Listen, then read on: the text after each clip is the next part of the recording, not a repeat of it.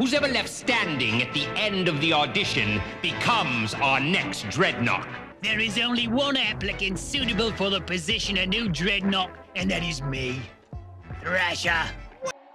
Welcome back to Retro Wednesday at the Tidarium Hangar. Today I want to talk to you about the 1986 G.I. Joe, not really Cobra, the Deradnoks Thunder Machine with driver Thrasher. This is a really cool vehicle for a lot of reasons, and for me personally, I like it because it looks post-apocalyptic, sort of something Mad Max-like, and I actually am going to use one of these in a Mad Max display, but I'm going to tell you about the features of this thing and why it's so cool coming up.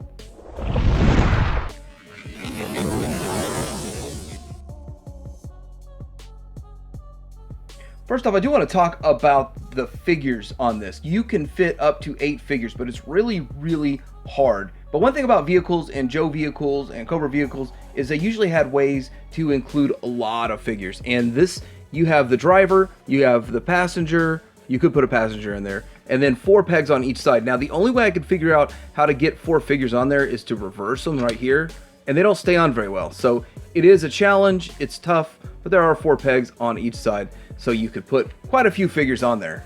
The assurance that I am now a Dreadnok officially.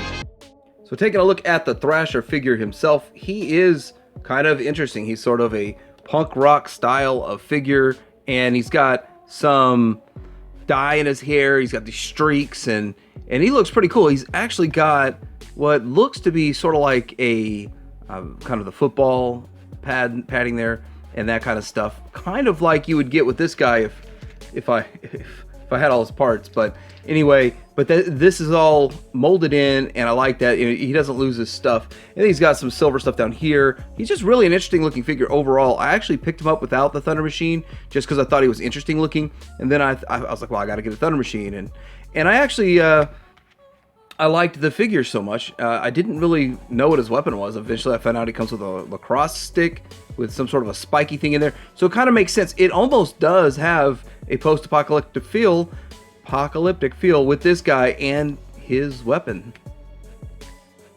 That was another thing Hasbro liked to do back in the day, was to include a figure with the vehicle, and that's the only way you can get the figure, I think. But looking at it overall, it looks interesting and cool, and definitely looks like it's something that was just cobbled together. They took a chassis and just welded a bunch of different stuff to it that didn't originally come with it to make this vehicle, and that is what the whole design was. So you have this front end which actually is removable if you well, it is removable. I removed it and put it back on, but it's on there pretty good right now. The front end is from like a Firebird or something like that, maybe Trans Am. It's really interesting, very 80s-esque and nostalgic. You also have this cage right here that sort of protects the guns in a way, or maybe it's for ramming. Let me tell you, it doesn't do much. It is very fragile. It breaks very easily. But then you have these 2 forward-mounted synchronized cannons. It's a dual synchronized cannon. Now, I always thought that this was set up so that when you pull this, it makes a move. So that was my thought process, like you move them using this, but I don't know, maybe it's just because it's so old now that doesn't work, so I don't really mess with that. But it is cool looking right there. You also have rubber tires. So here's the other thing. I have actually a few of these. I pieced together 2 complete ones from a bunch of different ones. None of these have problems with the rubber tires. Maybe it's because they're so big and so thick, but rubber tires on like mass vehicles, they crack and break, and they're from around the same year, the 1986 and 1987. But yet these have no cracks, no breaks. They don't look broken down at all. Maybe it's just better rubber. Moving over here, we do have quite a few decals and just stuff going on. The stars, and I'm not really sure. I guess this is a Dreadnoks symbol or something. I don't really know. And I'm not sure what all these numbers are for. But it really is kind of cool that they have all of these stickers. I remember as a kid putting stickers on it. I actually hated putting stickers on them. It is heavily armored. So you do have armor here that's like they call it a door, but it's still armor. And then armor in the front, and it's the same on each side. This is actually opposite pieces, so that you could sort of reuse like the same piece on both sides. It just would not look correct, but it is set up left and right. So that is interesting. But getting into this, it does have police lights, and it's got floodlights here, and it's got this sensor on here. So I'm not really sure what the whole point of like an infrared targeting sensor is, but what it really is a yellow dot sticker. That's what it is. That's what it really is. So on this side here, you do see some different stuff. You do have the antenna, and now the antenna is, it's usually lost or broken, and I got to tell you, that's one of the things that I found the hardest on this to acquire was the antenna. And since I actually was piecing mine together, the other thing is the steering wheel, and it's cool they have steering wheels that actually are functioning steering. Well, they don't really move the wheels or anything, but they are functioning steering wheels. And then we do have a, it's a side view mirror, but the thing about the side view mirror, I didn't even know it was a thing till one day I was like, what? Now I got to get a side view mirror, but these things are hard to find. They fall off real easy, and it's got a little sticker on it, which is, it's kind of interesting. It kind of looks like something you'd see in your rear view there, but overall, I like this. Other functions, well, not really a function or feature, but it does have a jet engine on the back. So how fast can this thing go? What is the top speed? Well, you saw a jet engine on the back of cars in the Mad Max movies. So this is definitely straight from Mad Max.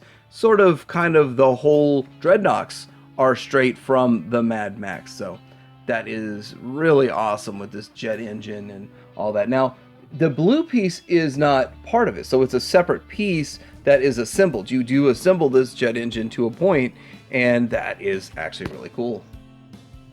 So located on the back, he does come with a tow hitch, and you wonder, why would you need a tow hitch? Well, you can pull around something. I don't know that many other things you can pull around with a tow hitch other than this, but yeah, it's got the tow hitch, it's functioning, it works, and there it is. The Thunder Machine and how you display it, and there's a few different things I'm going to do with displaying mine. First of all, I think it displays really well because you can have a lot of figures on it. So that's one factor for displaying, so that's great that you can have the figures on there and it looks good. You can include all of the Deradnoks, or the vast majority of them, just kind of riding along on this. Now also, I think Zanzibar, his little air chariot thing, that looks pretty cool. That's something that you'd probably want to have in your display. And then this other little motorcycle, I view the Deradnoks as, well, they would ride motorcycles in my opinion. That's like, I don't know why they didn't make them specifically motorcycles. They'd make a trike for it, a big giant three-wheeler, which I'll probably end up getting down the road. This motorcycle's like $6 at Walmart right now. You can get it in various different colors and just set up a really nice display. A really nice scene with all of your Deradnoks. Now the Deradnoks are not part of Cobra, as we probably all know. They are their own group. They are their own sort of a subgroup of G.I. Joe. And G.I. Joe did a lot of subgroups, but I think the Deradnoks were among the first of the subgroups and long lasting. They lasted throughout the series, and I really enjoy them. In fact, they're probably the most fun to collect just because they're so cool, super 80s and retro kind of punk scene. It's really interesting looking at their designs, and they're so different than the military drab, kind of boring green of the Joe, but a lot of the Cobra designs are really cool also. So one of the things that I think would be really good for this is to have it in a Mad Max type of scenario. So you display your Mad Max stuff, you might want to throw a vehicle or something in there to break it up. Now, the problem is that nothing really is made for Mad Max that scales with itself. So this is 1/18 scale, these are almost 1/12 scale, like 6-inch type figures, and so they don't really match scale-wise. But if you can put that out of your mind, just to say, hey, I need something on the shelf that looks like it's from that era, because it does look like it's from that era, it would really work very well, which is my intention. And I'm going to do a Mad Max shelf eventually, and I'm going to have this on it. Hopefully I track down the last of the V8 Interceptors to go on my Mad Max shelf. Eventually I'll do a video talking about the N2 Toys Mad Max figures. They are absolutely terrible, but they look good, so there it is. But I can go into all of the reasons why they're terrible, but as you can see, they look okay standing there. So this is my look at the 1986 G.I. Joe Deradnok Thunder Machine. This is a really cool vehicle, which I don't understand how come more people don't talk about it? Very few people have even done a review on YouTube about it. Very few people ever even talk about it. I almost never see it. There's not a ridiculous amount of these on eBay either, so they're a little hard to come by, especially complete with all the parts.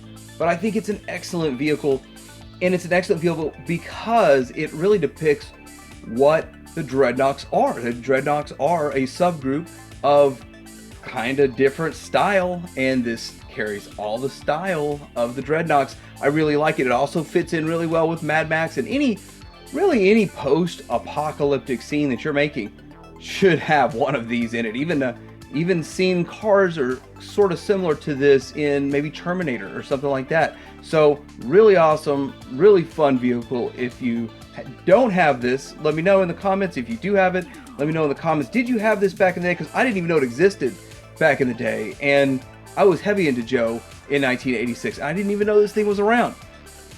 Like and subscribe. Tiberian Banger out.